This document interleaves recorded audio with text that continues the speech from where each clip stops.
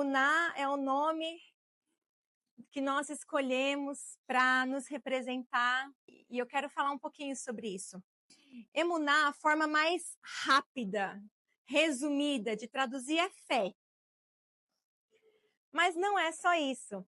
A palavra emuná do hebraico, ela é uma junção de algumas outras palavras, e eu vou ler aqui para vocês. Vocês estão curiosos para saber o que significa o nome da nossa igreja? Era para estar, gente, porque é a igreja de vocês. Vamos lá. Emuná, primeiro, ela aparece 49 vezes na Bíblia hebraica. A palavra em hebraico é composta por letras Aleph, Men, Nun e Re. Essa palavra é o resultado da formação de várias palavras. A primeira, emun. Gente, eu quero que vocês guardem isso. Se vocês puderem anotar, se vocês puderem gravar de alguma forma, depois vai estar disponível.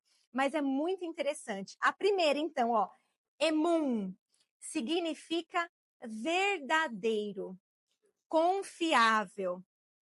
Alguns outros teólogos vão dizer íntegro. Guarda isso. A primeira palavra, então, significa verdadeiro, confiável e de integridade. Essa é a primeira consoante, ou a primeira palavra que vai formar emuná. Depois, tem aí o imun, que significa treinamento. Treinamento. Vai juntando as palavras. Depois tem emá, que significa nação ou tribo. E aí vai ter amaná, que significa firmeza, fidelidade, honestidade e segurança. E aí vai ter uma variação dela também, que é aman. Firmeza também e fixo, algo que é fixo, que não se move. E por último, a palavra amém. O amém não significa apenas assim seja, como a gente conhece. O amém significa concordantes com o rei. Concordantes com o rei. Significa também revestido de ouro. Significa concordância e significa confiança. E aí eu vou entrar agora nos versículos bíblicos para você entender de fato o emuná. O emuná não é apenas fé. E a fé por si só, ela já não é pouca coisa. Ela já tem um significado muito pesado. Mas a fé no hebraico, o emuná, ela carrega um significado e um peso ainda maior. Vamos começar pelo amém. Um teólogo diz assim, ó, o mundo inteiro pode te confirmar, pode te dar o amém. Mas se o eterno não te confirmar, não vale de nada. O que eu quero dizer com isso? Quando você fala amém, você está concordando, mas o Senhor também está concordando com você. Quando você fala amém, você está concordando, mas o Senhor também está concordando com você. Ficou complexo? Vamos lá, numa oração. Estamos todos nós aqui orando ou adorando. Então a Beck estava liderando o louvor e eu estava lá atrás falando amém. Não é apenas eu concordando. Não sou apenas eu concordando, sou eu me unindo com o meu Pai. E o Rei, o Eterno, ele concorda com o que está acontecendo aqui. E por isso a palavra fala que se 2 ou 3 concordarem acerca de qualquer assunto aqui na terra, é ligado lá no céu. Porque a palavra amém tem um peso de concordância não só aqui entre nós, mas nós estamos chamando a concordância do Rei. É o Eterno concordando com você. É o Rei concordando com o que está acontecendo aqui. Por isso, nós temos que ser sábios no que nós estamos ligando. Por isso, você tem que entender a palavra de Deus dizendo, ei, acerca de qualquer coisa, você pode ligar qualquer coisa. Esse é o peso do amém. Esse é o peso do amém. E essa é uma só das frações do emuná. Vamos seguir. Olha que interessante. Um outro teólogo disse assim, ó, se você tem emuná, não significa que você acredita, ou seja, que você tem fé, mas que você tem confiança. E eu vou explicar isso. Abra sua Bíblia em Salmo 96, 13. Olha o que está escrito. Na presença do Senhor, porque vem julgar a terra, julgará o mundo com justiça e os povos de acordo com a sua fidelidade. E aí na tradução está escrito de acordo com a sua emuná. Essa tradução aqui, fidelidade, no hebraico é emuná. Então, olha só, não é a sua fé. Emuná é uma característica de Deus, fidelidade. Lembra que eu falei que não tem como traduzir 100%? Foi traduzido para o grego e do grego para o português e para outras línguas. Mas no original, emuná também é fidelidade. Então, olha só, de novo. Na presença do Senhor, porque vem julgar a terra, julgará o mundo com justiça e os povos de acordo com a sua fidelidade. Não está falando de nós. Não está falando do que nós cremos. Não está falando da minha fé. Está falando emuná, fidelidade de Deus. Emuná, fidelidade de Deus. Amém? Abacuque 2:4. Eis que a sua alma está orgulhosa.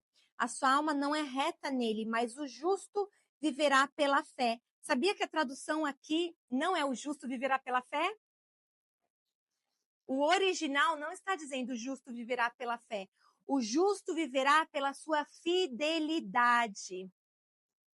O justo, ele vive pela sua fidelidade à palavra, aos princípios, a Deus. É muito interessante, é importante a gente saber a origem das palavras, porque a palavra aqui no inglês, pelo menos na NVI, ela também vai falar fé. A minha língua é bilíngue. No inglês fala assim, ó, but the righteous shall live by his faith. Essa não é a tradução original.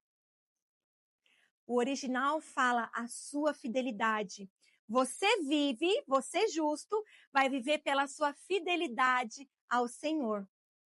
Não só pela sua fé. Olha que pesado isso. Porque fé é crer, certo? A palavra fala que até os demônios creem. Então é a sua fidelidade. Hebreus 11:1. Na minha Bíblia diz assim: ora, a fé é a certeza das coisas que se esperam e a convicção de fatos que não se veem. A fé, ela é a convicção. A fé, ela é certeza. A fé, ela é certeza. Olha Romanos 10:17. Consequentemente, a fé, ela vem pelo ouvir e ouvir a palavra de Deus. Vamos lá então, ó. Hebreus 11:1. A fé é a certeza. Fé, ela é certeza. Ela é como uma estaca. A tradução exata no original é a mesma que você vai usar para madeiro. Sabe quando Jesus foi pregado no madeiro, ele foi fixado? Aquela também é definição de fé. Não se move, não se mexe. Ela é a fé. Mateus 17:20. Se tiverem fé como um grão de mostarda, poderão dizer a esse monte, vá daqui para lá, e ele irá, e nada será impossível para vocês. Gente, a gente precisa de fé. A gente precisa de fé.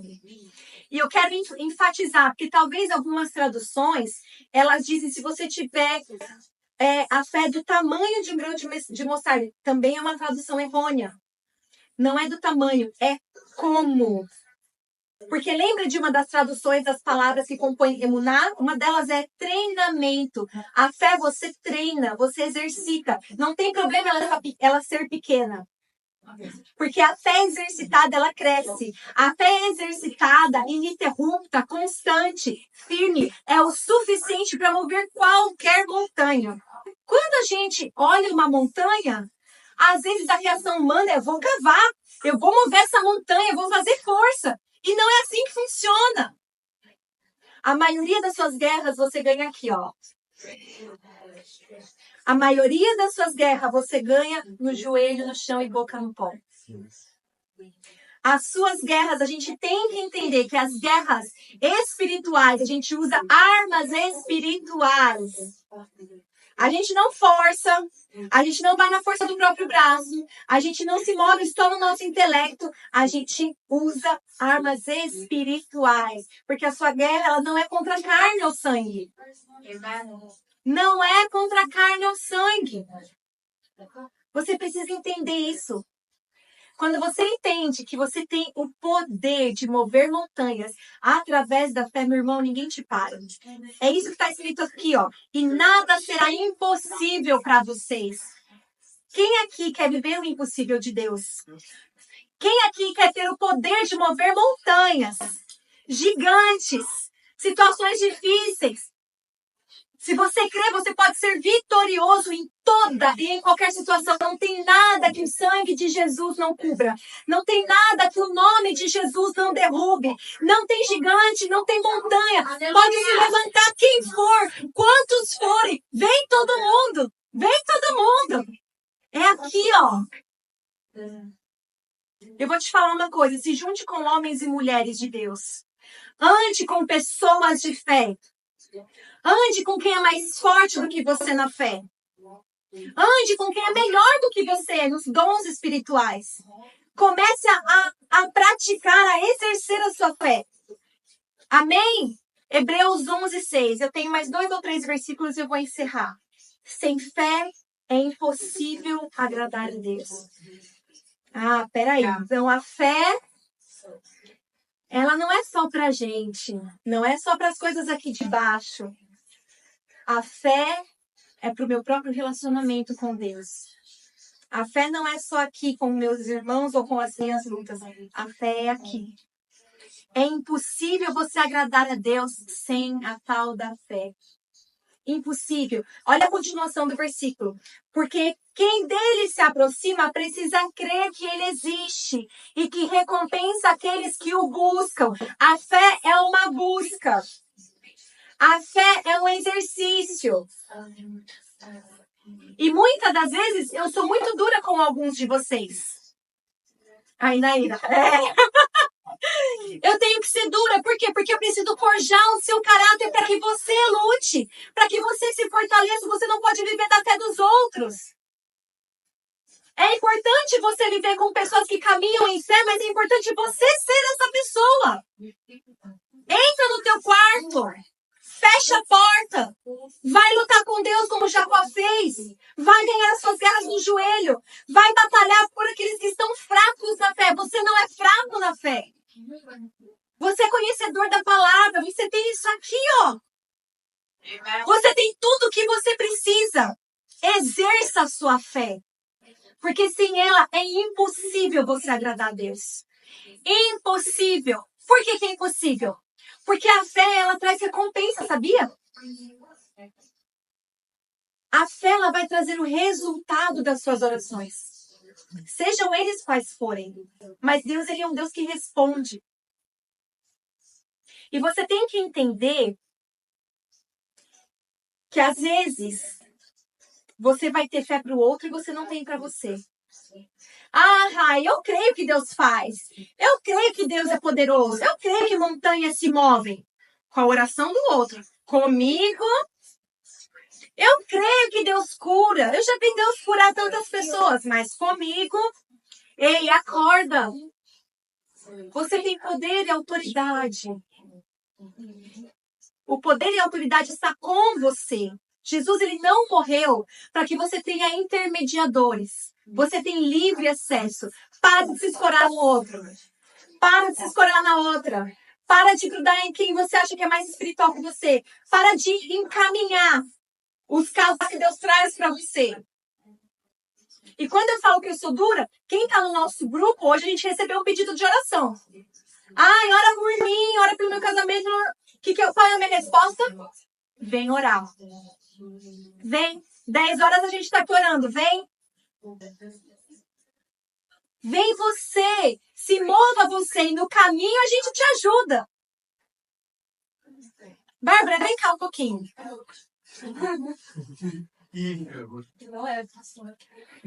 Em Eclesiastes 4:9, se eu não estou enganada, fala para você andar com o seu companheiro.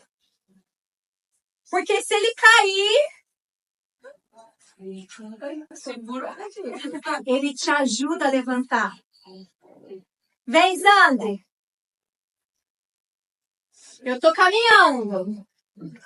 Mas se eu tropeçar, o meu companheiro me ajuda a levantar. Se vem alguém por trás, vem, Yasmin. Eu tô caminhando. Vem o meu inimigo, vem por trás, Yasmin. E ele tenta me passar uma rasteira. Vai, Yasmin, vai na fé. Vai, Yasmin. O meu companheiro me ajuda a levantar. Não ande sozinho. Obrigada, gente. É para isso que serve o seu companheiro. Porque tem momentos que eu vou estar mais forte. Mas tem momentos que eu vou estar mais fraca. Tem momentos que a Bárbara vai estar mais forte que eu vou me escorar nela. E muitas vezes você acha que o suporte que você pode dar para o outro, você tem que ser maior, melhor, mais espiritual. E se eu te falar que às vezes o suporte é o seu ombro amigo? E se eu te falar que às vezes o suporte é você ser só um ouvido? Às vezes a Bárbara é essa pessoa. Às vezes ela nem sabe, nem percebe. Mas eu falo, e coisas que acontecem na igreja, e o ministério, e a ovelha, difícil aquela ovelha, aquela outra ovelha. E aí eu saio de lá, qual é a frase que eu falo? Bah, eu me acalmo quando eu tô com você. Ela não falou nada, não deu conselho nenhum. Essa semana eu falei com o Marcelo. Eu falei, Marcelo, você é o meu descanso. Esses dias eu falei com o Yuri. Falei, Yuri, às vezes você só precisa estar. Só esteja do lado de quem precisa de você. Amado, nunca se minimize. Porque quem tem o Espírito Santo de Deus não é pequeno no reino. Você é templo do Espírito Santo. O que habita em você é maior do que está no mundo. Você precisa crer nisso. Porque senão é impossível você agradar a Deus. Creia que você tem algo. Eu tenho falado isso acho que umas 3, 4 semanas seguidas. Creia que você tem algo dentro de você que serve de alguma coisa para o seu irmão. A Beck, hoje eu liguei para ela e hoje eu podia descansar. Ela matou no peito, como a gente fala em português, né? Quem gosta de futebol, ela matou no peito e falou, deixa comigo. Eu me viro, eu faço, eu conduzo. Eu pude descansar. Pessoas espirituais, elas se movem no natural. Sabia disso? E olha o que fala, ó. De que adianta, meus irmãos, alguém dizer que tem fé? Tiago 2, 14 e 19, se você quiser abrir. Do que adianta, meus irmãos, alguém dizer que tem fé sem ter obras? Acaso fé pode salvá-lo? Se um irmão ou uma irmã precisa de roupas ou de alimento cada dia e um de vocês disser, vai em paz, aqueça-se e alimente-se até satisfazer-se, sem porém lhe dar o que necessita, do que adianta? Assim também a fé por si só, se não é acompanhada de obras, ela é morta. Faith without work is dead.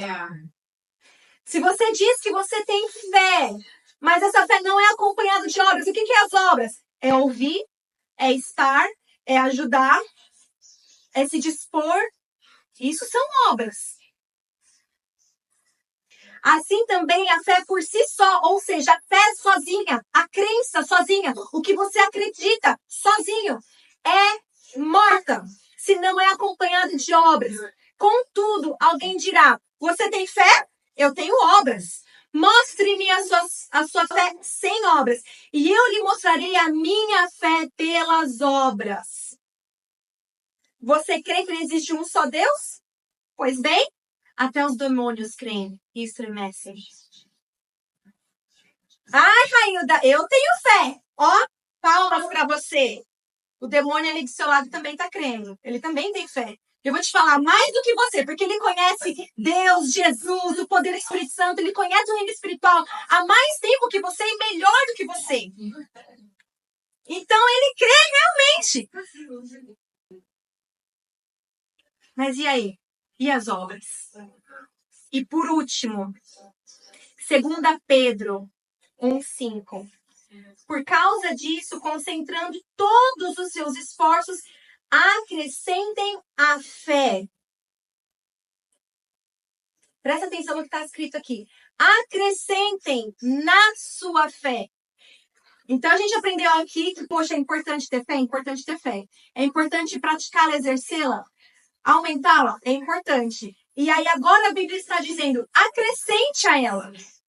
Acrescentar o quê? E aí vai ter uma lista aqui. Acrescentem a fé que vocês têm, virtude. A virtude, conhecimento. Conhecimento, domínio próprio, perseverança. Perseverança, piedade. Piedade, fraternidade. A fraternidade, o amor.